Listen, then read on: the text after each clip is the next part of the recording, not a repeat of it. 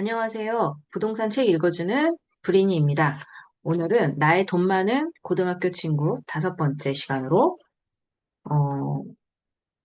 211쪽 폭죽놀이 주의보부터 읽도록 하겠습니다. 광현과 영현은 고등학교 친구 용팔이를 만나기로 한다. 용팔이는 고1 때 창원에서 전학을 와서 경상도 사투리가 아주 구수하다. 한 남자가 머리를 쫙 넘기고 흰색 셔츠에 빨간 뱀 한 마리가 그려져 있는 구찌 서류 가방을 들고 있다. 반짝거리는 에나멜 구두가 빛에 반사되어 번쩍거린다. 딱 봐도 용팔이다. 예전의 기생오라비 같은 그 모습, 그 표정 그대로다. 어이, 용팔아, 여기. 와, 얼마만이고. 진짜 잘 살았나? 니들 대학교 자퇴했단 얘기까지 들었다.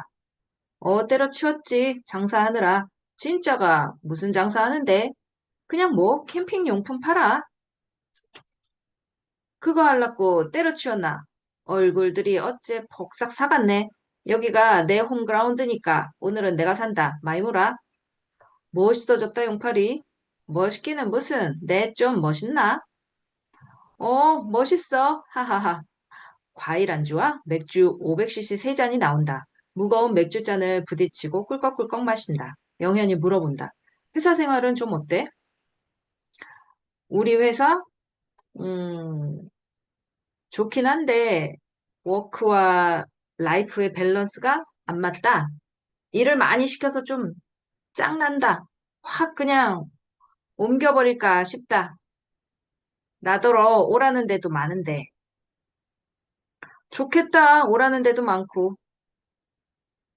내가 원래 인기가 좀 많다, 아이가. 니들 여자친구들은 있나? 여자친구는 무슨 밥도 제대로 못 먹어가면서 일하는데. 아이고야, 이거 큰일 날 사람들이네. 이러다가 니들 좋은 날 다 지나간다. 캠핑인가 그거 해서 돈 좀 벌었나? 뭐 그냥 그렇지. 고정비 나가고 세금 내면 별거 없지. 대기업은 월급 많이 주지? 하하하. 한번 보여줄까? 용팔이는 주머니에서 차키를 꺼내고 테이블 위에 탁 하고 올려놓는다. 동그라미 4개가 겹쳐 있다.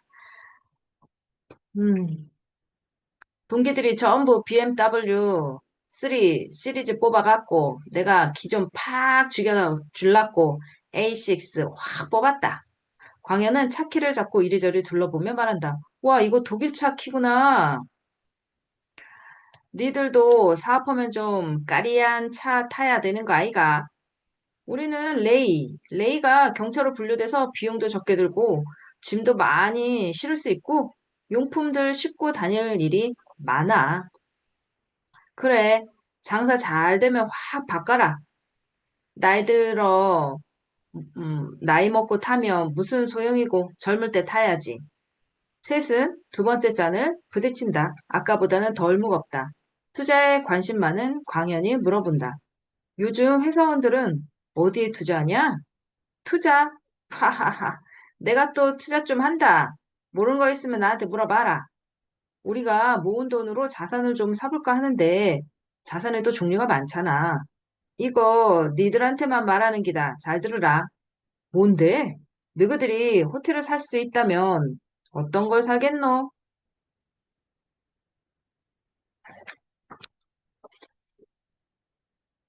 호텔을 사? 모텔이 아니고? 그래, 호텔. 호텔 전부를 사는 건 아니고 객실 한 칸을 사는 기다. 그래서 거기에서 나오는 수익을 호텔 운영하는데 회사랑 나랑 나눠 가지는 기다. 그런 게 있어? 요즘 강릉보다 속초가 핫하다 아이가. 지금 속초에 호텔들이 몇 개 지어지고 있는데 동해바다 바로 앞에 올라가고 있는 게 있어. 세븐트리 호텔이라고. 거기 하나 확 사버렸다. 하하하, 기깔나제. 어디 가서 소문내고 다니지 마라. 이거 니들한테만 특별히 알려주는 기다. 광현은 무슨 이유에서인지 코를 비비며 말한다. 일종의 부동산인 거네. 이거는 부동산이기도 하면서 배당금 받는 주식이기도 하다. 객실을 산 거니까 부동산이고 회사가 얼마나 운영을 잘 하느냐에 따라 내가 받는 배당금이 달라지니까 주식이기도 한 기고 지들도 먹고 살아야 하니까 죽기 살기로 운영하지 않겠나? 세 번째 잔을 부딪힌다. 거의 다 마셔서 가볍다. 요즘 집값 비싸서 살 수나 있나? 그리고 복비에 취득세, 나중에 양도세까지 내고 나면 내 손에는 남는 거 한 푼도 없고 정부만 배불려 준다 아이가. 그런데 니들 여기 무슨 일이고? 놀러 왔나? 바람도 좀 쐬고 교보문고도 들를 겸 무슨 서점이고 촌스럽게 유튜브에 다 나오는데 그렇긴 하지. 자, 자, 자, 한 잔 더 하자. 오랜만에 만난 고등학교 친구 셋은 적당히 취기가 오를 때까지 마시고 헤어진다. 니들 어디 사노? 저쪽에. 니들 혹시 가까운 원룸 같은 데 사는 거 아니지? 광원과 영현은 대답하지 않는다. 나는 강남역에 있는 복층 오피스텔 사니까 언제들 놀러 온나? 냉장고에 와인하고 맥주 가득 채워놨대. 오늘 그래 반가웠어. 조심히 들어가. 용팔이와 헤어지고 집으로 돌아온 광현과 영현은 다음 날 아침 늦게까지 잔다. 오랜만에 마신 술에 숙취가 심하다. 머리도 띵하다. 밖에서 할아버지들이 소리를 지르며 싸우는 소리에 깬다. 대화하는 건지도 모르겠지만 늘 있는 일이라 놀랍지도 않다. 영현아, 일어났어? 어, 저 할아버지들 국회 가면 참 일 잘하시겠어. 분명히 전생에 금붕어였을 거야. 소리내서 말하고 싶은데 뻐끔뻐끔 공기방울만 만들어내던 게 한이 맺혀서 지금 저렇게 풀고 계신 거라고. 영애는 눈을 비비며 창밖을 바라본다. 근데 저 할아버지들은 멀쩡한 티셔츠 놔두고 왜 축 늘어진 메리아스만 입고 있는 거야? 턱시도 입고 있을 수도 턱시도 입고 있을 수도 없잖아. 듣고 보니 그렇네. 알고 보면 너도 꽤 논리적이야. 그나저나 우리 이사 갈까? 어디로? 용팔이네 집 옆집으로. 너희 할아버지가 결혼하기 전까지는 이사 가지 말라고 하셨잖아. 우리 나이가 몇 갠데 확 질러버리자. 광수의 친구이자 영철의 친구 딸이 결혼을 하는 날이다. 신부인 딸과는 광현과 영현도 어릴 때 몇 번 만났다고 하는데 전혀 기억나지 않는다. 그래도 축하해주는 날이니 영현과 광현도 함께 간다. 예식장에 도착한다. 바흐의 지선상의 아리아가 흘러나온다. 신부가 길게 늘어진 하얀 드레스를 입고 입장한다. 옆에는 신부 아버지가 있다. 신랑이 마음에 안 드는지 표정이 좋지 않다. 아니, 긴장을 많이 해서 배가 아픈 것 같기도 하다. 단상 앞에서는 신랑이 기다리고 있다. 신부 아버지와 악수를 하고 가볍게 포옹을 한다. 남자끼리 포옹하는 모습을 항상 보는 사람마저 어색한 것 같다. 신부와 신랑은 서로 반지를 주고받는다. 광현은 작은 목소리로 옆에 앉은 광수에게 속상인다. 아버지, 저런 예쁜 며느리 보고 싶으시죠? 저는 아주 좁은 원룸에 살면서 경차 타고 다녀서 그런지 연애할 기회조차. 광현아, 나는 신경 쓰지 마. 네 인생에 결혼이라는 게 꼭 필요하면 그때 해도 된다. 영철은 작은 목소리로 옆에 앉은 영현에게 속삭인다. 너 여자친구는 있냐? 영현은 고개를 가로젓는다. 예식이 끝나고 연회장으로 간다. 뷔페다. 안내원이 안쪽부터 앉으라고 한다. 다행히 창가 쪽에 4인 테이블이 딱 비어 있다. 영철을 오랜만에 만난 친구들과 같이 앉는다. 광수, 영현, 광현 셋이 같이 자리를 잡는다. 영현과 광현은 생선과 밥을 대충 부쳐 만든 초밥과 LA 갈비를 가득 담는다. 입안에는 생선과 고기가 뒤섞여 알 수 없는 맛으로 가득 차 있지만 머릿속은 어제 만났던 용팔이 생각뿐이다. 광현이 한입 꿀꺽 삼키더니 광수에게 어제 이야기를 한다. 아버지, 어제 만난 고등학교 친구는 강남역에 있는 오피스텔을 살면서 외제차를 끌고 다녀요. 저희는 외제차까지는 아니더라도 오전부터 취객들이 떠드는 빌라촌에서는 좀 벗어나고 싶어요. 부자가 되는 과정에서 가장 위험한 것 중 하나가 바로 비교야. 그 친구가 만일 습기 가득한 지하방에 산다면 너희들은 만족감을 느낄 것 같니? 다행히도 주변에 그런 친구들은 없어요. 많은 사람들이 비교를 함으로써 불행해지지. 남과 비교하는 것은 해와 달을 비교하는 것과 마찬가지야. 무슨 뜻이죠? 해와 달은 빛을 내는 시간이 다르단다. 블라인드 사이로 햇살이 겹겹이 비쳐 들어온다. 광현이 말한다. 그렇죠. 다르죠. 저희와는 다르게 대기업 다니는 것도 부럽고요. 멋지게 꾸미고 다니는 것도 부러워요. 비교해서 좋을 게 없다는 건 아는데, 그 친구는 전공이 뭐지? 경영학과로 알고 있어요. 경영 당하고 있구나. 네? 남 밑에서 경영 당하면서 폭죽놀이를 하고 있는 거야. 폭죽놀이요? 폭죽은 화려하지만 그 화려한 시간이 영원하지는 않아. 순간 반짝이고 사그라들고 말지. 너희들은 햇빛, 달빛, 별빛처럼 누구나 언제나 어디서든 바라볼 수 있는 그런 존재가 되렴. 폭설이 아무리 내려도 뜨거운 태양은 항상 그 자리에 자리하고 있음을 잊지 않았으면 한다. 네, 그건 그런데요. 저희 집 밖에는 해가 뜨나 달이 뜨나 분노인지 열정인지 모를 뭔가가 넘치는 할아버지들이 상주하고 계시죠. 그분들은 직사광선을 다이렉트로 맞으셔도 365일 끄떡 없으시거든요. 이사 가고 안 가고는 너희들이 정할 문제야. 하지만 오피스텔로 옮기게 되면 생각보다 많은 비용이 지출될 거야. 이사비, 복비, 관리비 같은 사사로운 비용들이 시간이 지나면서 큰 돈이 되지. 항상 사업이나 투자에서 손실을 봤을 때 약간의 돈이 부족해서 조급한 선택을 하는 경우가 있어. 나도 그랬고. 저희 사업은 그래도 지금 꽤나 수월하게 운영되고 있는데요.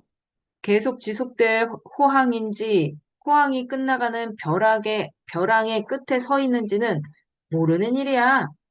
아버지가 보시기에는 이 사업이 끝물일 수도 있다는 뜻인가요? 그건 너희들이 가장 잘 알겠지. 그럴 수도 있다는 대비를 항상 해야 한다는 뜻이지. 저희는 사업을 시작한 지 얼마 안 돼서 당분간은 상승할 거라고 생각해요. 리스크도 딱히 없는 것 같고요. 100개의 회사가 생기면 5년 안에 95개의 회사가 망해. 그 통계에서 너희들도 결코 자유로울 순 없어. 전에 말했듯이 이사 갈 생각보다는 어떻게 자산을 만들어갈지가 우선순위란다. 저희도 나름대로 공부를 했는데요. 감이 잡히지 않아요. 뭐랄까, 투자를 한다는 건 마치 번지점프 하기 전에 안전줄이 있는 걸 아는데도 없는 것 마냥 마음이 조마조마하고 다리가 후들거리는 느낌이에요. 광수가 잔치국수를 후루룩 마시더니 다시 묻는다. 공부는 어떻게 하고 있니? 생선과 밥이 분리된 초밥을 조심스럽게 붙이고 있던 영현이 대답한다. 주식 1시간, 채권 1시간, 부동산 1시간, 영어 1시간, 운동 1시간 이렇게 하고 있어요. 하하하. 투자 초반에는 달걀을 한 바구니에 담는 게 좋아. 네? 나눠 담아야 하는 거 아닌가요?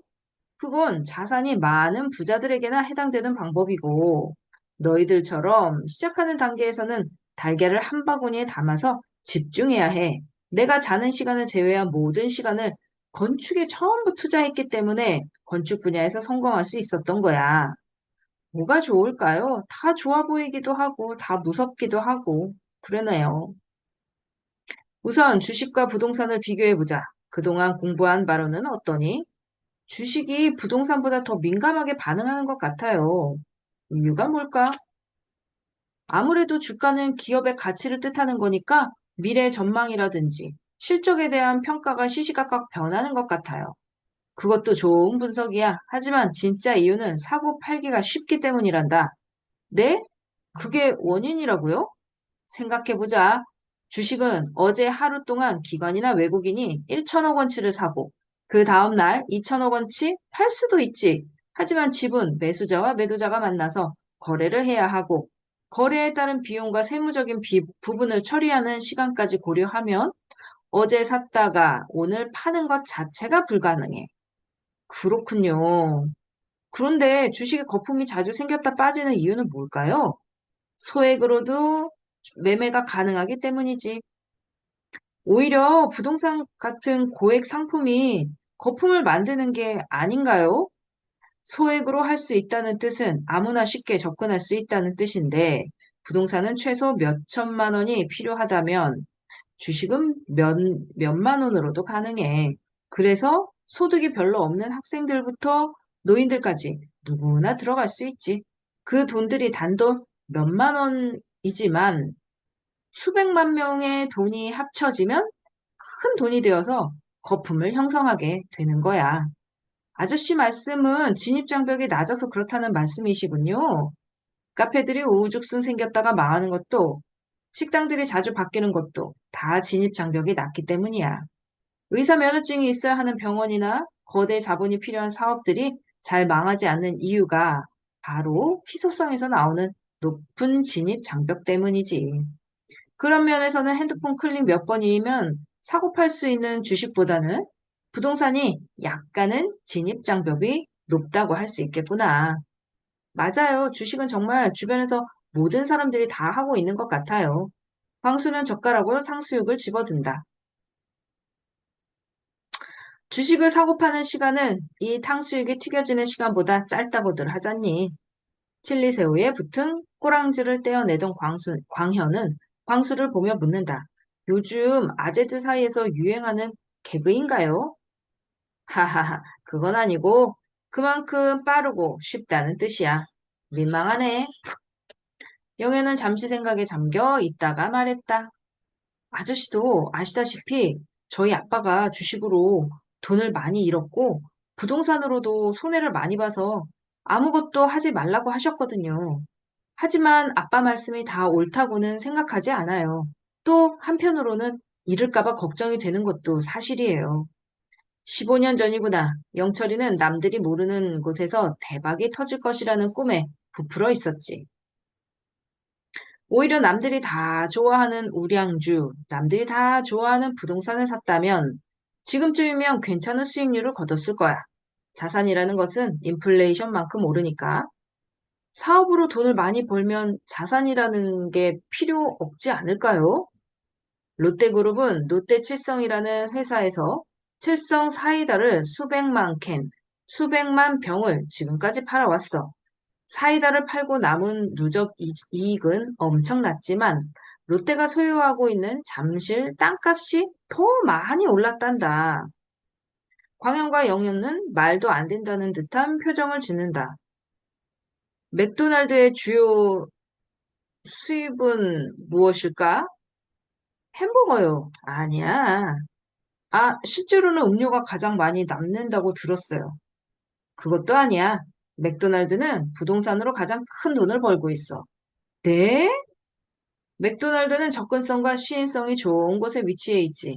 어쩔 수 없이 지나가야 하는 길목에 사방에서도 잘 보이는 입지만 매입하여 사업을 영위하고 있어.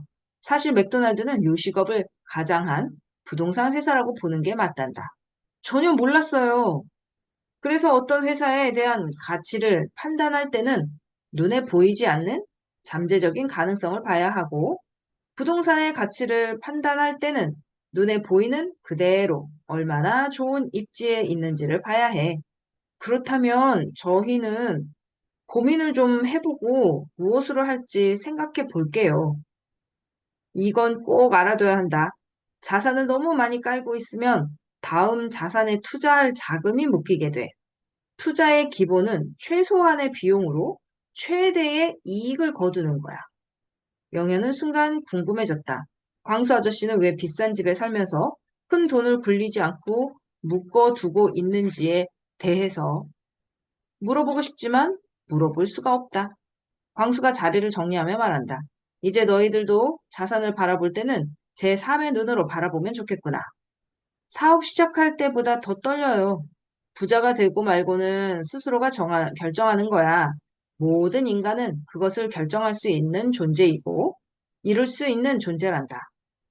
광현과 영현을 묶어두고 있던 두꺼운 줄이 스르르 풀려버리는 것 같다. 내가 사면 떨어지는 마법 229쪽입니다.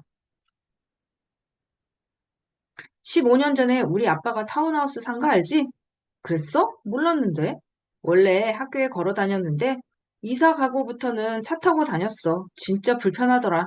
그런데 더 큰 문제가 있었어. 뭔데? 안 팔려. 팔려고 내놨었어? 나 초등학교 땐가 중학교 땐가 팔려고 하시다가 안 팔려서 아직도 살고 계셔. 부모님은 그 집이 불편하시대. 마당도 있고 개인 주차장도 있고 뒤에 산도 있고 어르신들이 살기엔 딱 좋을 것 같은데. 일단 언덕을 오르락 내리락 하기가 힘들대. 게다가 주변에 아무것도 없어서 뭐 하나 사려면 차를 타고 나가야 해서 너무 불편하다고 하셨어. 하긴 주변이 휑하긴 했어. 생각해보니 벌레도 많고 잔디인지 잡초인지 풀도 관리하기 힘들어 보였고 손이 많이 가긴 하겠더라. 분당 아파트에서 살다가 갑자기 타운하우스로 갔을 때는 그냥 이사 가나 보다 했지. 대학생이 되고 나서 우리 왜 여기로 이사 왔냐고 물어봤더니 대답을 안 하시더라고. 자꾸 딴 얘기로 말을 돌리셨어. 어른들은 그런 로망이 있잖아. 아파트가 아닌 전원주택 같은 곳에서 조용히 살고 싶은 거. 우리 그동안 공부한 내용에 의하면 조용한 동네는 시세 또한 조용하지. 광현과 영현은 투자 공부를 하면서 눈여겨봐둔 경기도의 작은 평수 아파트를 전세 끼고 하나씩 산다. 살 때만 해도 부동산 가격이 상승한다는 뉴스가 나왔는데 잔금을 다 치르고 난 다음 날부터 부동산 시장이 갑자기 싸늘해졌다는 뉴스가 나온다. 며칠 뒤부터는 거래가 급감하고 금매들이 쏟아져 시세가 내려간다. 영현아, 이건 꿈이야. 걱정하지 마. 깨면 끝이야. 그럴 거야. 그래야만 해. 에휴, 제기랄. 광현아, 우리 이제 어쩌냐. 운명의 장난처럼 역시 투자의 세계란 줄 없는 번지 점프였어. 줄이 없는데 있다고 착각을 한 것이었다고. 어제 꿈속에서 로또 여신이 당첨 번호를 하나씩 불러줬는데 뭐였더라? 4, 1, 3, 2, 7. 아, 기억이 안 나. 그 번호를 다 받아 적고 로또를 사러 순간 이동하는 도중에 몸이 뒤틀렸는데 말이야. 그래, 그거였어. 내 인생이 꼬일 거라는 예지몽 같은 거. 아, 그런 거일 거야. 둘은 매일같이 시세를 확인한다. 실제로 호가가 내려왔다. 아, 이 사람들 진짜 왜 호가를 내리는 거야? 집값 떨어지게. 영현아, 이미 떨어졌어. 실거래가 좀 봐봐. 같은 평수의 로얄동 로얄층이 이미 5천만 원 낮게 거래되고 있다. 우리 상투 잡은 거야? 물린 거야. 그것도 아주 제대로. 이런 걸 물렸다고 하는구나. 주식만 물리는 게 있는 줄 알았는데, 부동산도 물리네. 어떻게 모은 돈인데, 손절해야 하나? 야, 이게 무슨 주식이냐? 일주일 만에 사고 팔게? 나 왜 이렇게 불안하지? 우리 처음에 직구한 거 안 팔릴 때, 그럼 그때 기분이야. 모르겠다. 잠이나 자자. 열심히 또 벌어야 하는 수밖에 더 있냐? 불 끌게. 음. 약 2미터 정도 떨어진 침대에 각자 누워서 천장을 바라본다. 둘 다 잠이 오지 않는다. 다음날 아침 광현은 광수에게 연락을 했고 속초로 오라는 답을 받았다. 광현과 영현은 레일을 끌고 속초로 향한다. 머리 위로 하나씩 지나가는 도로 표지판을 멍하니 바라본다. 고속도로를 한참 달리는데 하늘 위로 비행기가 한 대 날아간다. 광현아, 저 비행기는 어디로 가는 걸까? 하와이였으면 좋겠다. 좋겠다니? 하와이 가고 싶어서. 하와이는 왜? 태평양 반대쪽 사람들은 어떻게 살고 있는지 궁금해.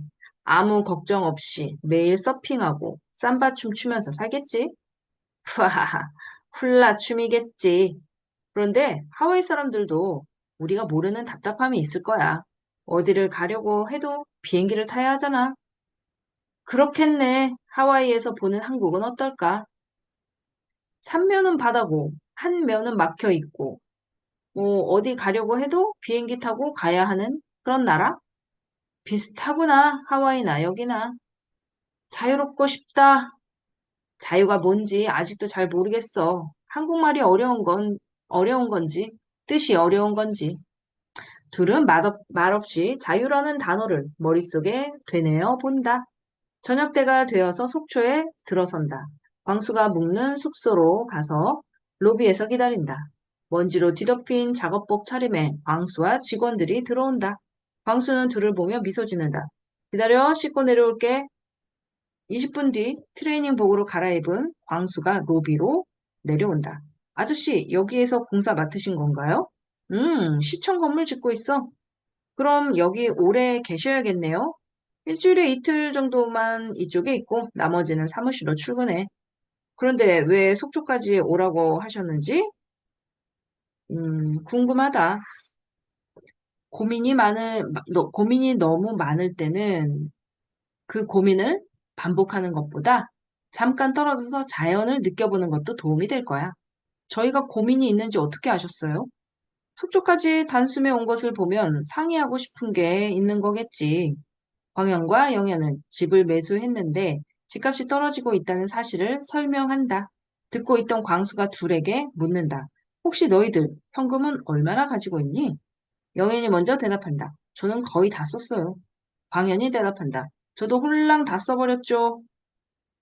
불안하다고 했지? 그 이유는 현금이 없기 때문이야. 영희는 잠시 생각한다. 종잣돈은 별로 없는데 현금까지 가지고 있으려면 투자할 돈이 너무 적어지는데요. 상승기든 하락기든 현금은 반드시 가지고 있어야 해. 왜요? 현금이 없으면 약간의 위기에도 흔들릴 수 있거든. 미래 가치가 뛰어나더라도 언제든 흔들릴 수 있는 게 투자이고 사업이야. 그 기간을 못 버티고 훌륭한 자산을 팔아버리거나 훌륭한 사업을 접어버리거나 하는 경우가 생기는 거지. 그 시기를 견딜 수 있는 원동력은 체력이나 정신력, 특출난 능력이나 인맥이 아닌 바로 현금이란다. 황영과 영현은 오피스텔로 이사했으면 큰일 날 뻔했다는 생각이 든다. 광수가 말을 이어간다.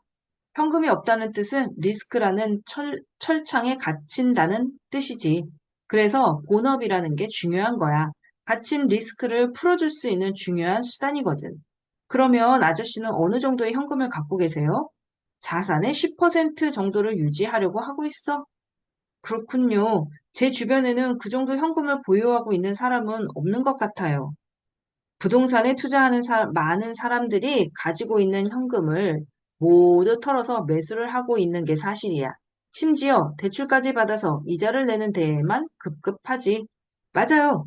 영혼까지 끌어모은다고 해서 영끌이라는 단어도 있어요. 그 정도는 나도 안단다. 하하하하. 영연이 조급하게 질문을 던진다. 그런 영끌 투자는 어떻게 보세요? 그렇게 되면 그 부동산은 자산이 아니고 부채가 되는 거야. 네? 그게 무슨 말씀이시죠? 부동산은 장기적으로 오르니까 자산 아닌가요? 대부분의 사람들이 집을 소유하고 있으면서 자산을 보유하고 있다고 착각해. 그런데 말이야, 대출 이자를 내기에 급급하고 그 대출 이자에 대한 압박감으로 불안하기까지 하다면 재정적으로 그리고 정신적으로 좋지 못한 상태인 거야. 그래도 시세가 올라서 좋은 가격에 팔면 자산이지 않나요? 바로 그거야. 그 자산을 팔아서 그동안의 이자, 세금을 다 계산하고 수익이 났다면 그제서야 자산인 거야. 그 전까지는 부채에 불과한 것이고 시세가 오르든 내리든 그건 그저 숫자에 불과한 것이지. 아, 어렵네요. 부자가 되기 위해 알아야 할 것들은 어디 숨겨져 있지도 않고 배우기 어렵지도 않아. 단지 깊이 알려고 하지 않기 때문이야. 그래서 무리한 대출을 받은 집이라도 집 한 채 있다고 우쭐대지만 정작 통장의 잔고는 줄어들기만 하지. 아파트 한 채 보유하고 있는 것은 그저 중립기여 상태이거든. 중립기여 상태라니요? 말 그대로 시장의 움직임에 따라 움직이는 것을 말하지. 땅이 앞으로 기울어져 있으면 앞으로 가고 뒤로 기울어져 있으면 뒤로 가는 그런 상태를 뜻해. 그럼 전진 기여 상태인 사람들은 자산의 수가 많은 사람들을 뜻하는 거겠군요.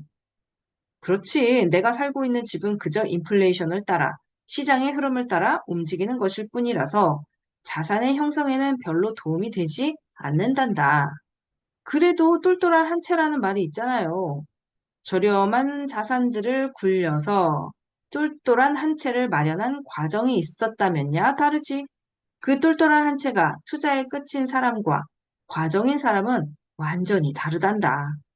그렇군요. 그렇다면 내가 살고 있는 집 외에도 다른 자산이 있거나 그 자산을 만드는 과정 중에 있어야만 비로소 전진 기여 상태라는 거네요. 이해했구나. 그렇다면 자산이 없는 사람들은요? 후진 기여 상태인 거지. 뒤로 가는 것을 뜻하는 건가요? 하지만 아저씨는 저축의 중요성을 강조하셨잖아요.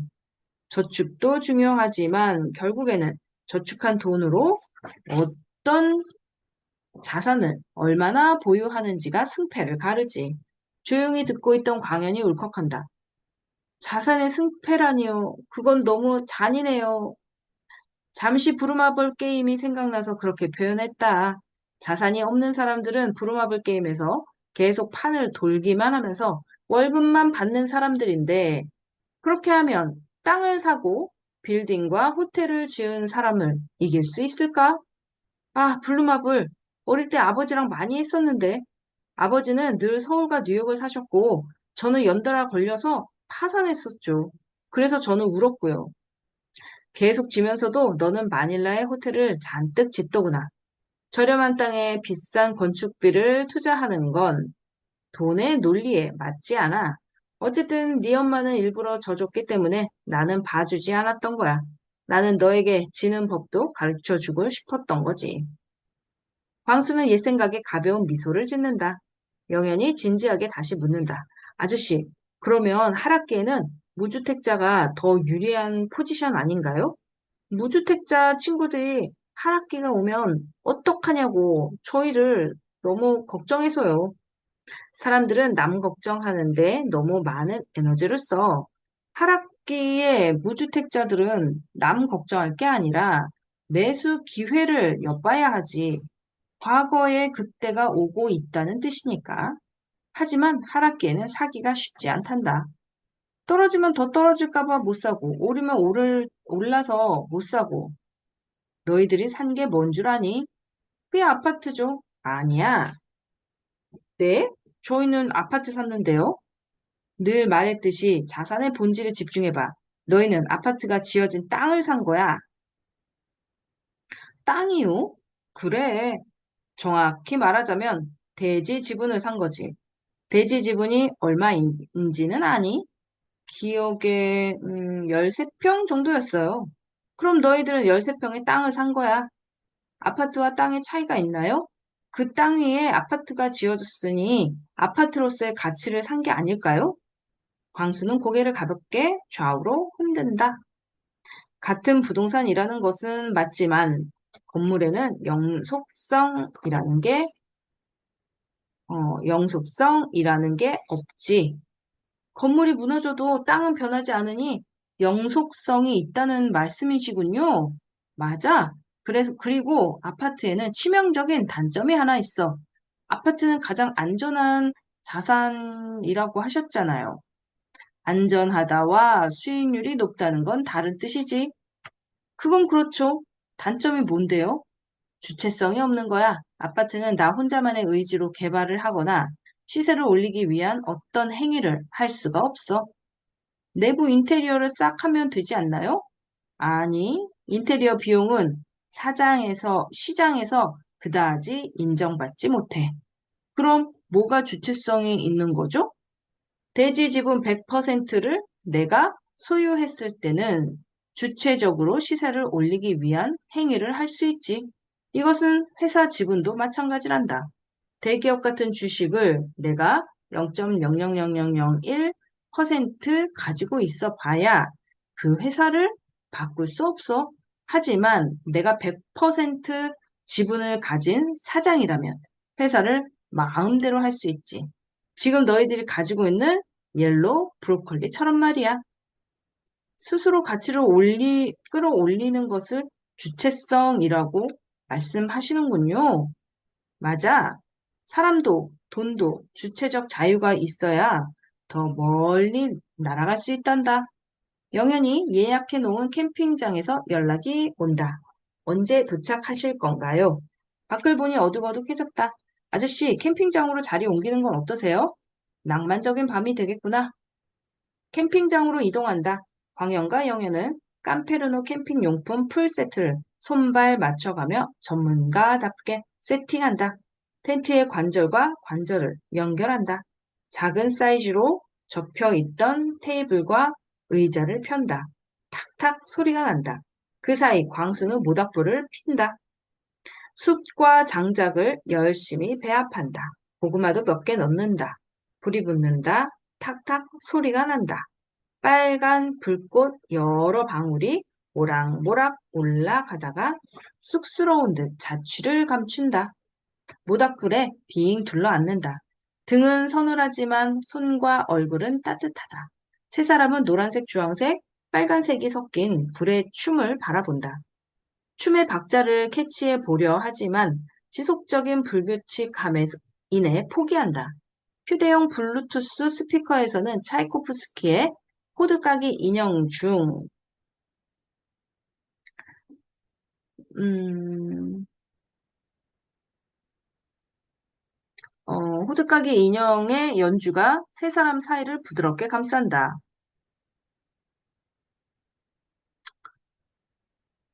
아버지는 오늘도 고급 주방 가전 광고에서나 나올 법한 음악을 들으시네요.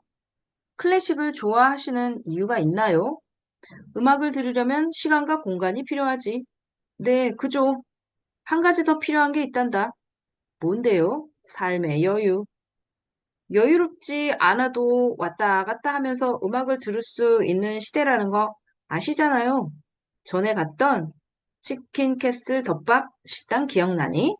네, 그럼요. 아, 그러고 보니 거기에서도 클래식이 나왔어요. 기억력이 좋구나. 식당 사장님은 직장인들이 밥 먹는 시간만큼은 삶의 여유를 가지기를 원하셨어. 그래서 늘 클래식을 틀어놓으셨지. 영애는 스피커 볼륨을 한 단계 올린다.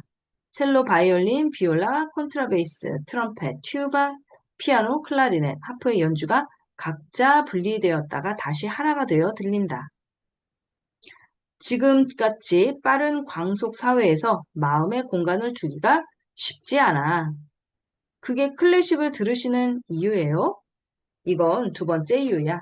첫 번째 이유는 위대한 음악이라는 것 자체도 중요하지만 수백 년 동안 클래식이라는 것으로 남게 한 그 진솔한 정신이란다. 진솔한 정신? 음악이라는 건 한 귀로 흘러 들어갔다가 한 귀로 흘러 나와버리는 아주 가벼운 것일 수도 있어. 하지만 클래식은 세월이 갈수록 깊어만 가지. 이건 너희들이 앞으로 읽어 나가야 할 부의 정신과도 맥락이 통한단다. 모닥불의 섬세한 움직임에 따라 그것을 바라보고 있는 얼굴의 명암도 미세하게 바뀐다. 스피커에서 나오는 음악이 바뀐다. 연주자들이 새 남자를 위해 브람스의 클라리넷 오중주를 연주한다. 이제 먹어보자꾸나. 모닥불 바닥에서 달궈져 있는 고구마를 꼬쟁이로 꺼낸다. 은박지를 벗겨낸다. 탄 부분이 있다. 떼어낼까 말까 하다가 이만큼 먹어도 안 죽는다고 생각하며 그냥 먹는다. 센노라타, 뜨겁다, 맛있다. 좋은 음악과 함께라서, 좋은 사람들과 함께라서 더 맛있다. 영애는 예전부터 궁금한 점이 있었다. 질문을 할까 말까 고민하다가 한다. 예전부터 궁금한 게 있었는데요. 아저씨는 예전에 시그니엘 매수하셨었잖아요. 당시에도 엄청 비싼 가격이었는데 어떤 이유로 구입하신 거예요? 그건 말이다. 광수는 지난날이 떠오른다. 광수는 태어나면서부터 쭉 빌라촌에 살았다. 그때는 아파트가 별로 없었다. 빌라에 사는 게 부끄럽지 않았다. 하지만 광수는 반지하에서도 더 깊은 반지하에 살았다. 반지하가 아니라 거의 지하였다. 작디 작은 창문을 통해 내부가 보일까봐 커튼을 항상 쳐놓았다. 늘 어두웠다. 크리스마스 선물은 없었다. 창문이 너무 작아서 산타 할아버지가 못 들어오기 때문이라고 생각했다. 지하에 사는 게 창피해서 아무도 없는 새벽에 등교했고 어두워서 아무도 자신을 알아볼 수 없는 밤에 하교했다. 부모님은 더 일찍 출근하시고 더 늦게 퇴근하셨기 때문에 집에 있어야 할 이유도 없었다.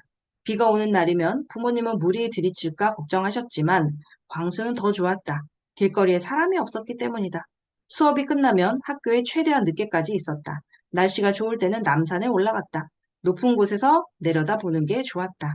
가까이서 보면 거대하게만 보이던 것들도 멀리서 보면 작게 보이는 것이 신기했다. 겨울에는 너무 추워서 올라갈 수 없었다. 대신 부모님이 운영하시는 골동품 가게로 갔다. 집보다 따뜻했다. 가게는 1층이라서 해가 잘 들었다. 그 햇볕 아래에 있으면 추우면서도 따뜻함을 느낄 수 있었다. 하루는 환기를 시키려고 창문을 열었다. 지나가던 같은 반 아이와 눈이 마주쳤다. 싫었다. 여태까지 집안 사정을 잘 감춰온 자신의 노력이 와르르 무너지는 것 같았다. 그 아이가 제발 모른 척하고 조용히 넘어가줬으면 했다. 다음 날 쉬는 시간이었다. 대부분의 아이들이 교실 안에 있었지만 어쩐지 조용했다. 그때 그 녀석이 큰 소리로 말했다. 너네 집이 땅에서 턱걸이하고 있는 줄 알았어. 가슴이 철렁했다. 너 혹시 두더지냐? 너 혹시 맨날 땅만 파고 사는 거 아니지? 그러다가 지구 반대편 아르헨티나까지 가면 어쩌려고 그래? 하하하하. 반 아이들이 자신을 두더지라고 부르기 시작했다. 학교가 싫었다. 집도 싫었다. 차라리 골동품 가게가 좋았다. 이상한 물건들을 이리저리 붙였다 떼었다 하다 보면 시간이 잘 흘러갔다. 며칠 뒤 그 아이는 미안하다며 아이스크림을 들고 골동품 가게로 찾아왔다. 광수의 이야기를 묵묵히 듣고 있던 광현이 조용히 말했다. 그런 일이 있으셨군요. 할아버지는 골동품 가게만 얘기하셨지 집에 대한 얘기는 하지 않으셨어요. 사랑하는 사람에게는 좋은 말만 해주고 싶은 마음이 있으니까. 하지만 나는 부모님을 미워하진 않았어. 밥은 항상 많이 주셨거든. 갑자기 할머니가 해주신 밥 먹고 싶네요. 광수는 창가를 바라보면 잠시 생각에 잠기다가 말을 이어간다. 어쩌면 그 결핍이 나의 선택에 영향을 주었을 수도 있어. 어쨌든 나는 대한민국에서 가장 높은 곳에 살고 싶었단다. 때로는 작은 결핍이 자기 자신을 발전시키는 데 있어서 큰 원동력으로 작용하기도 하지. 또 내가 짓는 모든 건물의 창문을 최대한 크게 만들려고 했던 것도 그런 과거에서 비롯했던 것 같기도 해. 저는 솔직히 아버지 덕분에 부족함 없이 자라서 결핍이란 것을 잘 모르겠어요. 이미 결핍을 느끼고 있는 것 같은데, 제가요, 남들보다 뒤처져 있다는 느낌도 어떻게 보면 상대적 결핍이라고 할 수 있지. 꼭 어릴 때 불행했던 것만이 결핍은 아니란다. 듣고 있던 영현이 물어본다. 아저씨를 두더지라고 놀렸던 그 사람은 뭐 하고 있어요? 광수는 대답을 할까 말까 2초 동안 고민한다. 영현아, 기분 나빠하지 말고 들어. 그 친구는 나의 가장 친한 친구 영철이야. 네 아버지이기도 하고. 아, 아저씨. 영현은 시선을 어디다 둬야 할지 모른 채 고개를 숙인다. 모닥불이 타닥타닥 소리를 낸다. 불꽃 방울 여러 개가 S자를 그리며 하늘로 올라간다. 괜찮아. 다 지난 일이야. 저희 아버지가 그런 말을 하셨다니 정말 죄송해요. 너 미안하라고 이런 얘기 한 게 아니야. 내가 하고 싶은 말은 지금부터다. 영애는 다시 고개를 들어 광수를 바라본다. 눈가가 살짝 촉촉해졌다. 광수가 말한다. 사람들은 자신의 과거에서 벗어나지 못하는 경우가 많단다. 가난하게 태어난 사람은 가난을 물려준 부모를 원망하고, 공부를 못한 사람은 자신이 공부할 수 없었던 환경을 원망하고, 농구를 하고 싶은데 키가 작은 사람은 키 작은 유전자를 물려준 조상을 원망하지. 하지만 우리는 현재에 살고 있고, 과거는 과거일 뿐이지. 과거가 현재의 중요한 역할을 하는 것은 맞잖아요. 나를 결정하는 것은 지금의 상황, 환경, 조건이 아닌 바로 나란다. 나 자신 외에는 아무것도 나를 결정할 수도 판단할 수도 없어. 저는 지금 과거가 현재에 끼치는 영향을 말씀드리고 있는 거예요. 과거는 현재의 나라는 사람이 재해석한 기억에 불과해. 네? 아저씨가 말씀하셨잖아요. 과거의 습관이 현재의 나를 만든다고요. 습관과 과거는 엄연히 다른 거야. 한번 생각해 보자. 당시에는 힘들었지만 지금은 웃으면서 이야기할 수 있는 기억. 네, 있죠. 하지만 그런 기억들은 당시에 견딜 수 있을 만한 고통이었어요. 저희 아빠가 아저씨에게 준 커다란 마음의 상처 정도는 아닐 거예요. 나도 그때는 많이 속상했지만 지금은 아무렇지 않아. 세월이 지나서 그런 게 아닐까요? 그럴 수도 있지만 과거조차 지금의 내가 판단하는 거야. 그게 가능한가요? 반 지하에 살 때를 떠올려 보면 비가 올 때마다 혹시나 물이 집 안으로 들어올까 봐 양동이를 들고 안절부절 못 하시던 부모님이 생각이 난단다.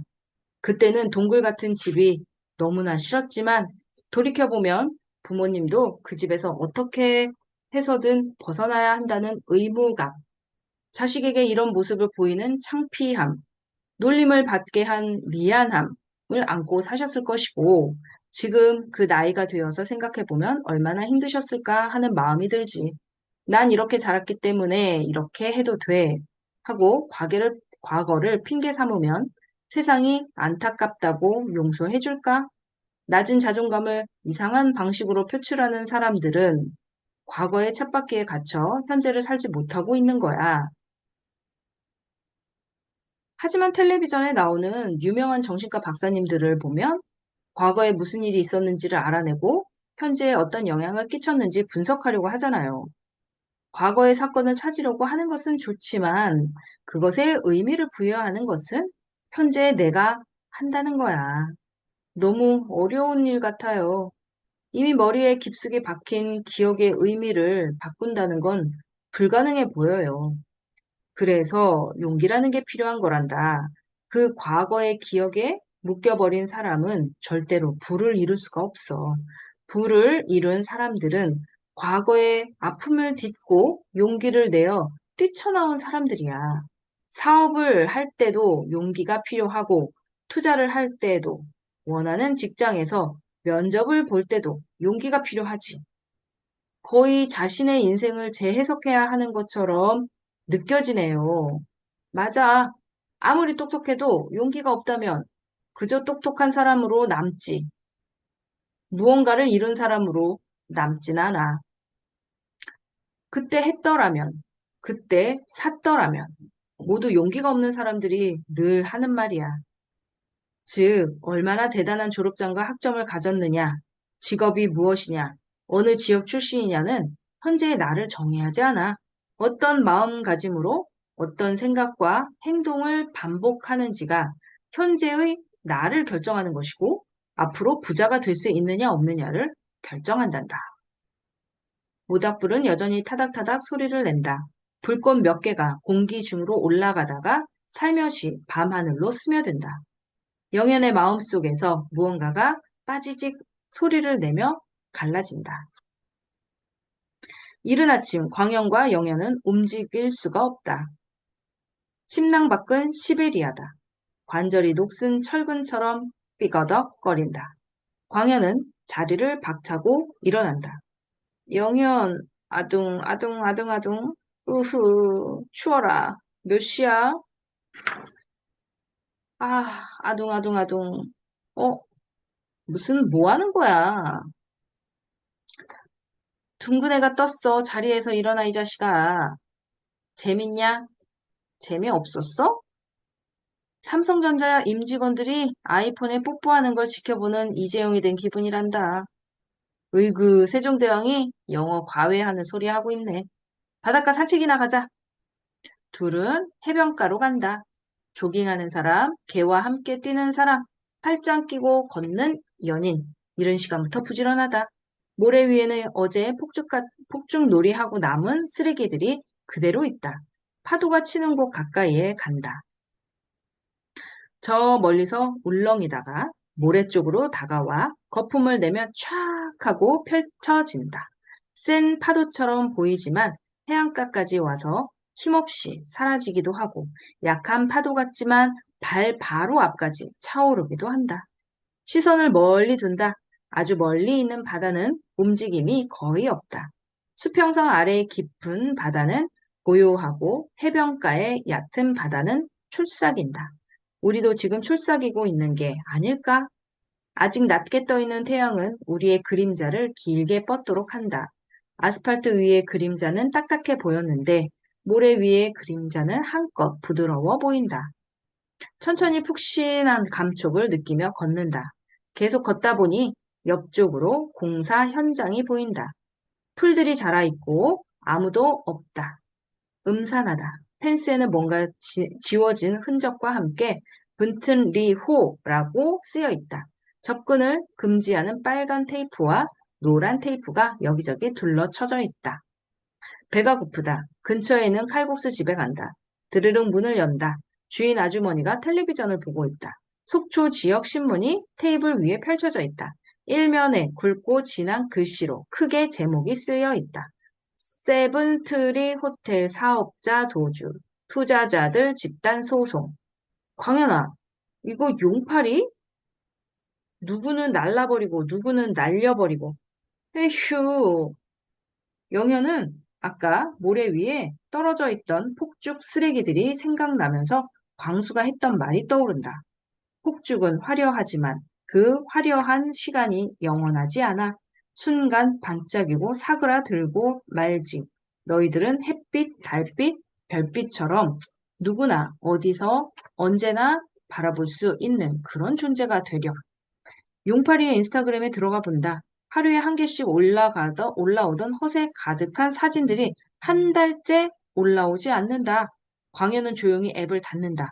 그때 광수에게서 문자가 온다. 한가할 때 시청 공사 현장에 들르렴. 칼국수를 후루루 해치우고 공사 현장으로 간다. 언덕에 위치해 있다. 제법 위로 올라간다. 새로운 시청을 이런 곳에 짓는다니 이상하다. 차에서 내리는데 문이 잘 열리지 않는다. 강풍이 휘몰아친다. 망치로 두드리는 소리, 용접하는 소리조차 귀에 부딪히고 지나가는 바람 소리에 잘 들리지 않는다. 광현과 영현은 멀찌감치 서서 현장을 바라보고 있는 광수를 발견한다.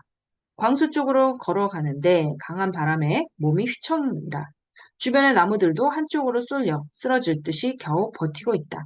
아직 포장하지 않는 바닥에서는 모래바람이 휘날리다가 입속으로 들어간다.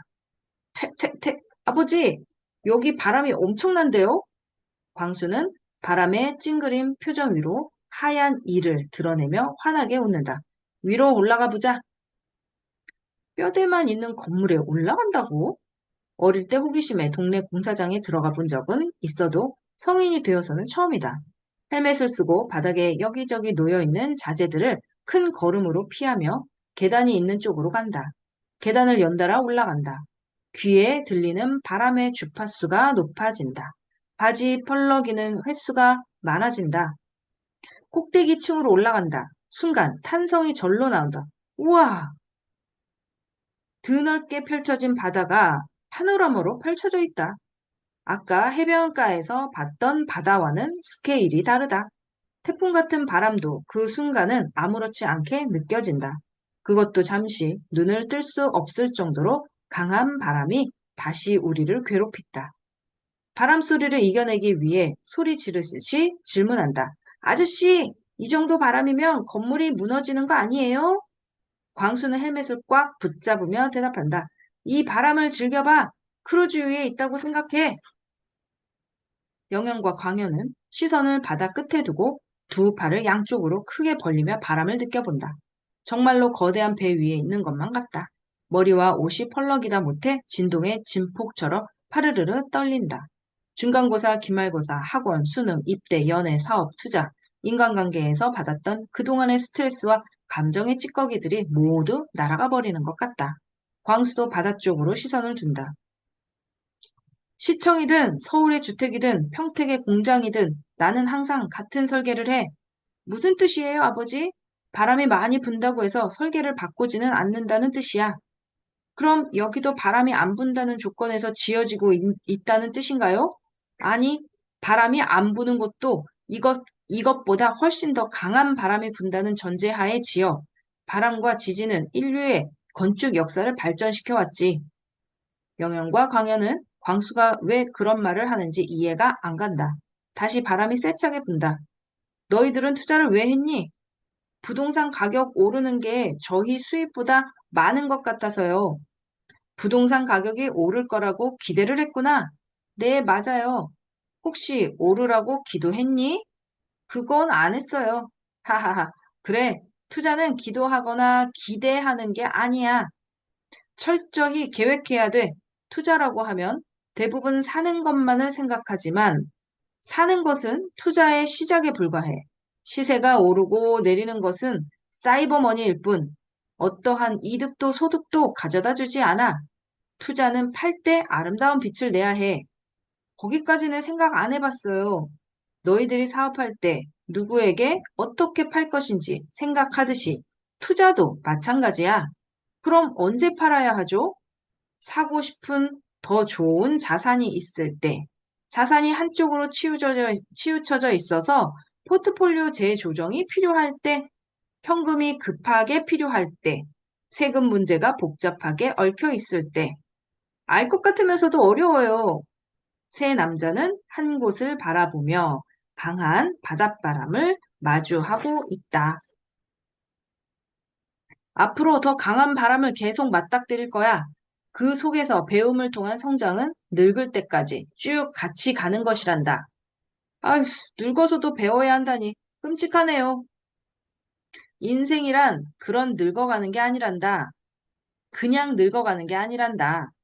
내 안에 있는 큼직한 원석을 조금씩 깎아 영롱한 빛을 내는 다이아몬드로 만들어가는 과정인 거야.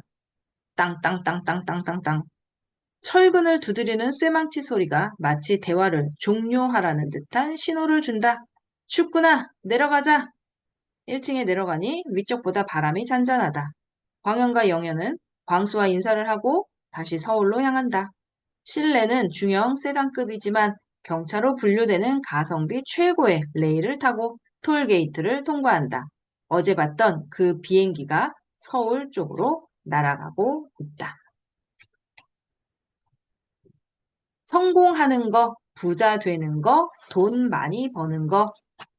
261쪽입니다. 영양과 광현은 캠핑장 하나를 인수했다. 서울에서 1시간이면 갈 수 있는 거리다. 풍성한 나무들이 애워싸고 있고 바로 근처에 저수지가 있다. 예전 주인이 관리를 하지 않아 손님이 없어 적자를 면치 못했지만 입지적으로는 매우 적합해 보였다. 전기 공사를 새로 하고 화장실과 샤워실을 확장했다. 큰 도로에서 찾아 들어오기 쉽게 표지판도 예쁘게 군데군데 설치했다. 컨테이너로 만든 사무실도 깔끔하고 매점도 알차게, 울퉁불퉁한 바닥은 평평하게 모든 준비를 마쳤다. 운영하고 있는 동영상 사이트에 캠핑장 홍보를 하고 얼마 지나지 않아 사람들이 붐비기 시작했다. 사무실에 간이용 침대를 놓고 연현과 광현이 번갈아가며 일주일씩 상주하기로 했다. 따뜻한 봄과 더운 여름의 중간쯤 되는 어느 날 밤, 영애는 잠들기 전 컨테이너 사무실 창문을 연다. 찌르르르르 벌레 울음소리와 차르르르 밤바람에 나뭇잎끼리 부딪히는 소리가 나쁘지 않다. 이불을 덮지 않아도 되는 미지근한 온도의 공기가 얼굴 주변을 맴돈다. 솔솔 부는 기분 좋은 바람에 저절로 눈이 감기려는 찰나. 컥컥컥컥컥컥컥컥. 난데없이 전동 드릴로 땅 파는 소리가 들린다. 너무 놀라 사무실 문을 박차고 뛰어나간다. 깜깜하다. 아무도 없다. 아무것도 없다. 영현은 넋이 나가 멍하니 서 있다. 아, 제일 가까이에 있는 텐트에서 나는 코 고는 소리 같다. 부스럭부스럭. 문제의 텐트 바로 옆 텐트에서 남자 한 명이 나오더니 영현 쪽으로 다가온다. 사장님, 옆 텐트 사람이 코를 너무 크게 골아서 잠을 못 자겠어요. 이러다 우리 애들 깨서 울기 시작하면 여기 캠핑장 난리 나요. 어떻게 좀 해주세요. 네? 아니, 일부러 시끄럽게 하는 것도 아닌데 나보고 어쩌란 말인가. 그때다. 으아! 아기가 울기 시작한다. 으아! 으아! 코고는 소리와 아기 울음소리가 한밤의 심포니 오케스트라처럼 울려 퍼진다. 이쪽 저쪽에서 쌍시옷 들어간 욕이 하나둘 들려온다. 멘붕이다. 주인으로서 어떻게 해야 하지? 영애는 코고는 소리가 나는 텐트로 다가가 조심스럽게 텐트를 흔든다. 조용해진다. 1분 후 경운기에 시동 거는 소리가 난다. 다시 텐트를 흔든다. 조용해진다. 1분 후 덤프트럭 과속 운전하는 소리가 난다. 다시 텐트를 흔든다. 조용해진다. 영현은 이 짓을 아침 7시까지 반복했다. 다크서클이 입술까지 내려온 영현은 광현에게 전화한다. 광현아, 문제가 하나 있어. 술 부족하냐? 아니면 밤새 혼자서 무서웠죠? 우쭈쭈쭈. 그게 아니고 우리 캠핑장 구조상 한쪽에서 시끄러우면 전체로 울려 퍼져. 특히 밤에는 더. 거기가 고시원도 아니고 원래 캠핑장이라는 게 그렇지. 그런 거 감안하고 캠핑하는 거 아니야? 그래도 사람이 잠을 자야지. 어제 어떤 아저씨 코 골고 애기들 울고 난리였어. 그래서 캠핑장 사람들 다 깼어. 코에 노이즈 캔슬되는 에어팟 콩나물 심어주지 그랬어. 아, 농담 아니고 텐트랑 텐트 사이에 벽이라도 세워야 할 것 같다고. 벽 세운다고 되겠냐? 그럼 방음 텐트 같은 건 없을까? 방음 텐트? 그런 게 어딨어? 아, 아니다. 레나한테 한번 물어보자. 광현은 레나에게 이메일을 보낸다. 수신, 레나, 참조, 에밀리아, 영현. 내용. 헤이, 레나, 옆 캠퍼들이 너무 시끄러운데 좋은 방법 없을까? 방음되는 텐트 같은 거 혹시 있나 해서 몇 시간 뒤 답장이 온다. 수신, 광현, 참조, 영현, 에밀리아. 내용, 연락 기다렸어. 내일 한국 간다. 추신, 닭발은 맛있었지만 다시 먹으라며 못 먹겠어. 하지만 맥주와 섞어 마셨던 초록색 병의 정체가 궁금해. 광현과 영현은 인천공항 출국장에서 기다린다. 처음 레나를 마주하던 느낌과는 사뭇 다르다. 저기 그녀가 보인다. 큰 박스가 실린 공항 카트를 밀면서 나온다. 머리 색깔을 바꿨다. 밝은 회색과 흰색의 중간이다. 군데군데 보랏빛, 보라색 브릿지도 있다. 주근깨는 더 많아졌다. 완전 구미호다. 짧은 바지에 나시 티로 가려지지 않은 그녀의 화려한 문신은 보고 싶지 않아도 보게 된다. 레나, 여기야, 여기. 광현, 용현. 웰컴 투 서울, 레나. 광현과 레나가 가벼운 포옹을 한다. 영현은 레나의 카트를 이어받는다. 비행기 타느라 힘들었지? 예약해둔 숙소로 가서 짐 먼저 풀자. 무슨 소리야? 바로 너희들 캠핑장으로 가야지. 달려! 그녀의 텐션을 이길 수가 없다. 바로 캠핑장으로 쏜다. 레나는 캠핑장에 도착하자마자 독일에서 가져온 큰 박스를 연다. 광현, 용현, 내가 하는 거 잘 봐. 낑낑거리며 하나하나 펴고 몇 부분을 연결하니 텐트가 완성된다.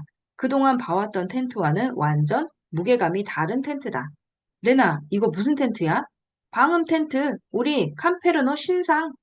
내가 전화한 게 아닌 어젠데 바로 만든 거야? 아니, 지난번 한국에서 전시회 때 어떤 기자랑 인터뷰했잖아. 그 기자가 한국 사람들이 캠핑에서 제일 불편해하는 게 모기, 화장실, 소음이라고 했어. 모기랑 화장실은 우리가 어떻게 할 수 없으니 소음을 어떻게 줄여줄까 연구하다가 결국 이걸 만들게 됐지. 캬! 단단한 스폰지 같기도 하고 매트 같은 느낌에 무거워 보이기까지 한다. 이걸 사람들이 받아들일지 모르겠다. 엄청 두꺼운 고밀도 방음제를 35번 압축한 거야.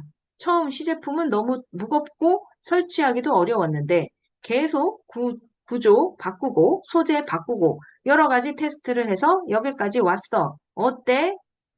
지금까지 봐온 텐트들이랑은 다르긴 한데 좀 무겁지 않아?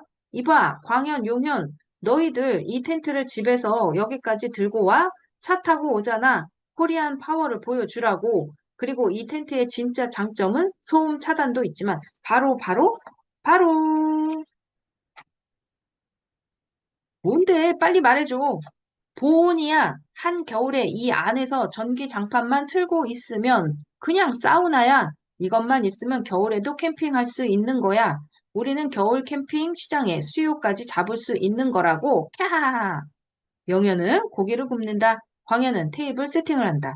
그 사이 선글라스를 쓴 한 남자가 다가와 레나에게 이런저런 질문을 한다. 텐트 여기저기 사진을 찍는다. 텐트가 너무 좋아 보인다는 제스처를 취하며 직접 만져보기까지 한다. 용현, 바비큐는 준비됐어?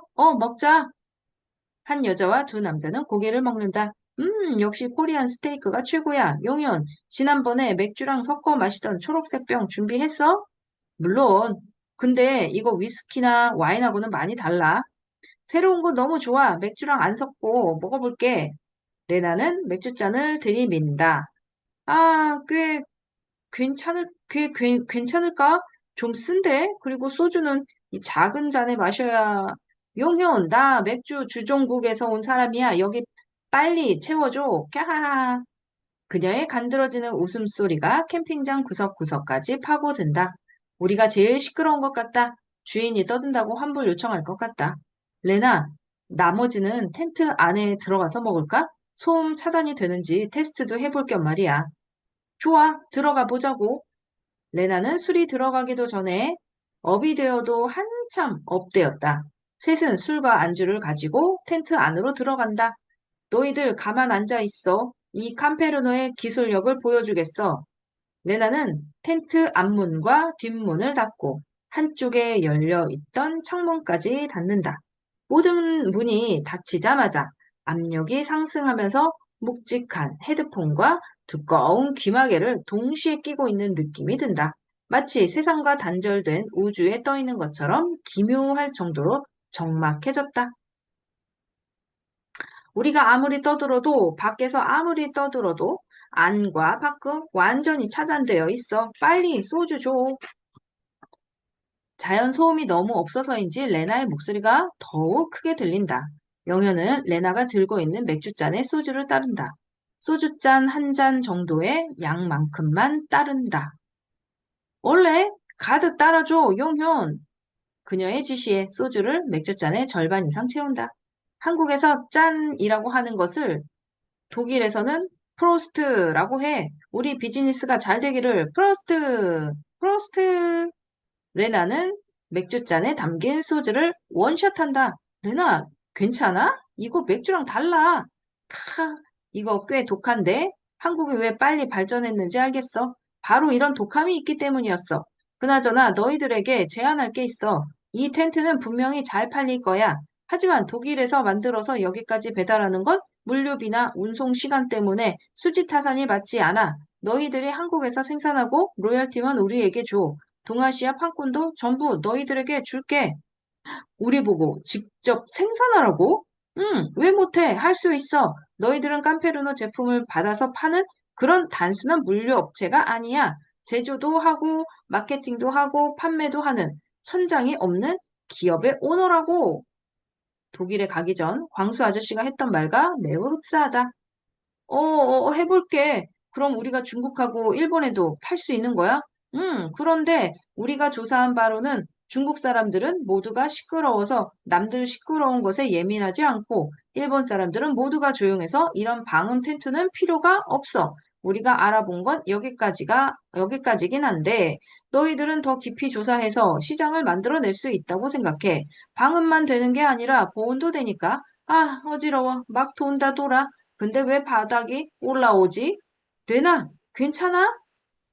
바닥이 나한테 다가와 쓰러지겠어. 이상해. 그나저나 그동안 너희들 미래에 펼쳐질 멋진 상상의 턱! 레나는 그렇게 머리카락을 입술에 한껏 머금은 채 텐트 안에 잠이 들어버렸다. 텐트에서 잠이 들어버렸다. 광현아, 진짜 따뜻한데? 외풍이 하나도 없어. 따뜻함을 넘어서 더워. 활화산 안에서 마그마로 반신욕하는 기분이야. 영현과 광현은 믿을 만한 텐트 제조 업체를 선별해 캄페르노에서부터 기술 이전을 받아 방음 텐트를 방음 텐트를 외주 생산하기 시작한다. 레나가 가지고 온 샘플과 거의 비슷한 방음 수준이 갖춰졌다. 예상했듯이 매출은 급상승했고 이 텐트 덕분에 겨울에 캠핑을 즐기는 수요는 지난해 대비 30% 이상 증가했다. 언론에서는 캠핑의 혁신이라며 대대적으로 옐로우 브로콜리의 성공을 보도했다. 그로부터 며칠 뒤 누리끼리한 서류 봉투 하나가 도착한다. 발신 코베라, 수신, 옐로우 브로콜리, 내용, 귀사의 번창을 기원합니다.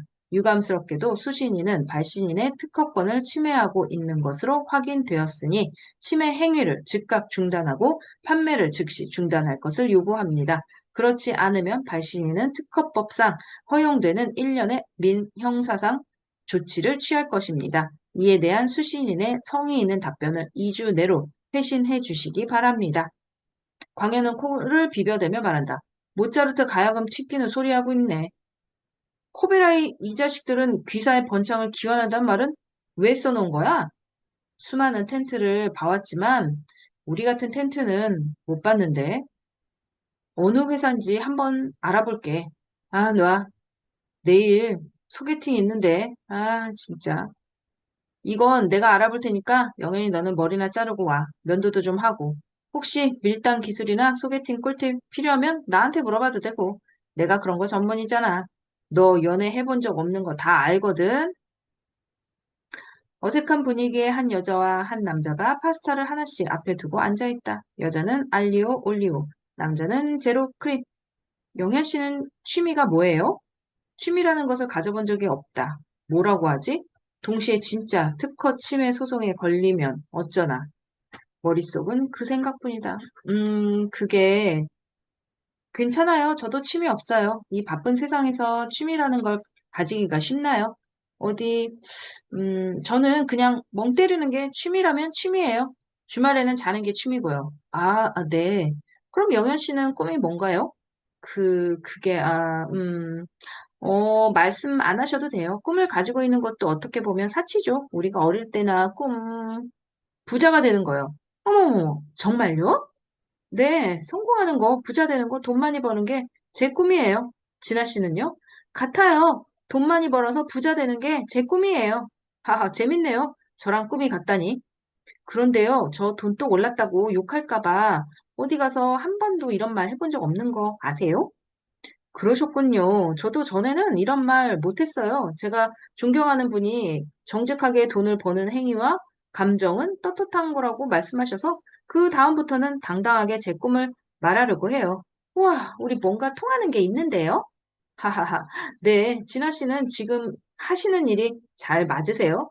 네, 지금은 비록 5평짜리 좁은 데서 직원도 없이 혼자 하는 동네 미용실이지만 프랜차이즈로 키울 거예요. 박승철 헤어나 준호 헤어처럼요.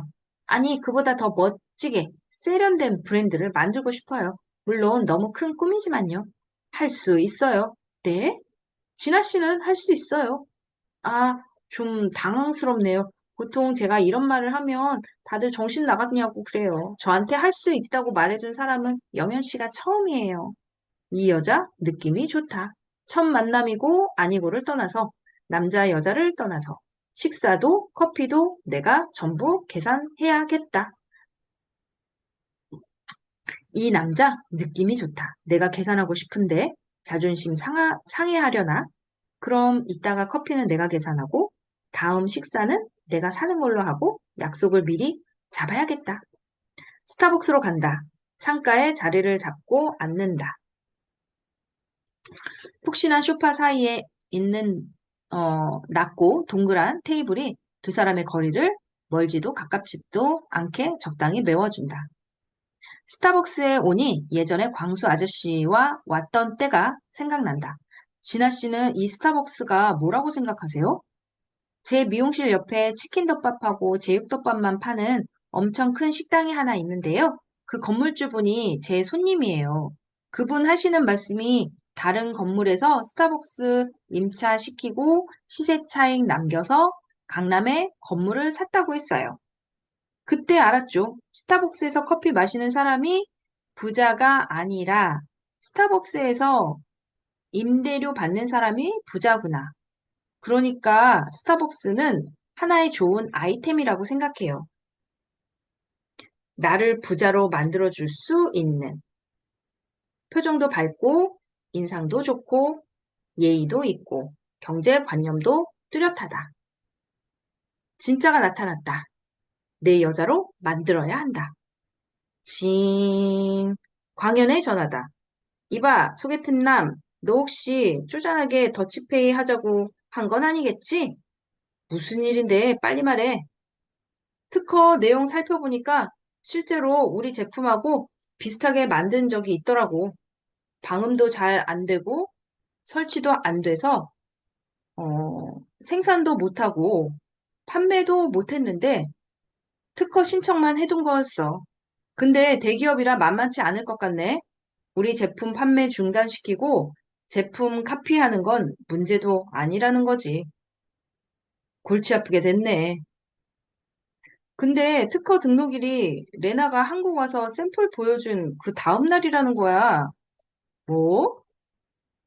그날 그 회사 직원인지 누군지 우리 제품을 보고 바로 특허 등록을 해버린 것 같아. 혹시 그때 그 선글라스 썼던? 그런 것 같아. 어쩐지 꼬치꼬치 캐묻고 만지고 별짓을 다 하더라니. 어이가 없네. 알았어. 이따가 다시 얘기하자. 그래. 지금은 앞에 있는 사람에게만 집중해. 화장실 갔을 때 치아 사이에 고춧가루 꼈나 꼭 확인하고 또 쓸데없는 소리 한다. 끊어. 영현의 표정이 심각하다. 무슨 일 있으세요? 영현은 최근에 있었던 일을 설명한다. 변호사랑 변리사 자격증 동시에 있는 친구가 있는데 소개해 드릴게요. 똑부러지고 야무지고 치밀해서 재판에서 져본 적이 없어요. 제 친구 중에 가장 능력 있고 돈 많은 중학교 친구예요. 소개팅이 끝나고 며칠 뒤 영애는 첫 연애를 하게 된다. 여자친구의 중학교 친구 덕분에 13개월에 걸친 소송은 옐로 브로콜리의 승소 판결로 마무리되었다. 하지만 재판 기간 중 생산 금지 명령이 떨어져 원자재 재고만 가득 쌓아둔 채 시간을 보내야만 했고, 원고였던 코베라 측에서 언론 플레이를 하며 옐로 브로콜리에 대한 부도덕한 이미지를 대중들에게 퍼뜨렸다. 돈과 시간보다 중요한 고객으로부터의 신뢰를 잃었다. 광현아, 옛말처럼 얻는 게 있으면 잃는 게 있나 봐. 그래도 너는 여자친구를 얻었지만 나는 미안. 광현과 영현은 억울하지만 이 또한 성장의 과정이라고 생각한다. 광현과 영현은 분하지만 이 또한 두보 전진하기 위한 한보 후퇴라고 인식한다.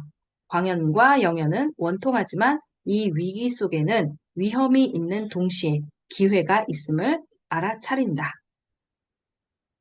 오늘은 279쪽까지 읽도록 하겠습니다. 들어주셔서 감사합니다. 나의 돈 많은 고등학교 친구였습니다. 지금까지 부동산 책 읽어주는 불인이었습니다. 감사합니다.